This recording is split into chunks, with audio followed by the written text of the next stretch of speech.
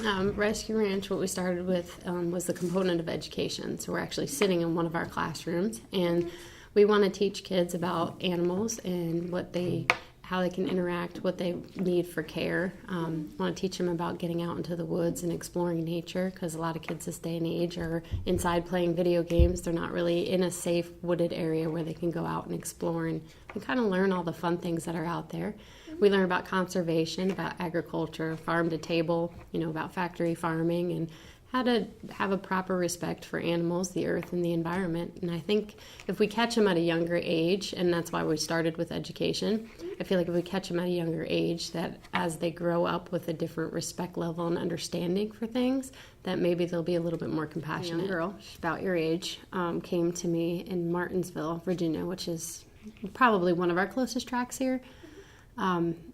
In 2004, October, she came up and handed me a letter. And a lot of times fans will hand me things for Ryan to sign or give them a note about something that they've experienced or how they were a fan. So I didn't think anything of it, and she disappeared into the crowd. And I got on our golf cart, and I was going back towards our bus, and I was reading this letter, and I still to this day have the letter. And she was telling me how they had taken in a stray dog, which happens to a lot of people. The dog had gotten out, came back, and she was pregnant. She had puppies. They tried to find homes for the puppies, but they're in a very rural, poor area and couldn't find homes.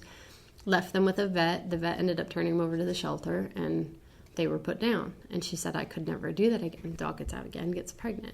They ended up, long story short, with 16 dogs at their house. But she wasn't asking me to help her. She was asking me to help their area. And I had worked with different humane societies, and I was on a couple different boards at the time, so I wanted to help.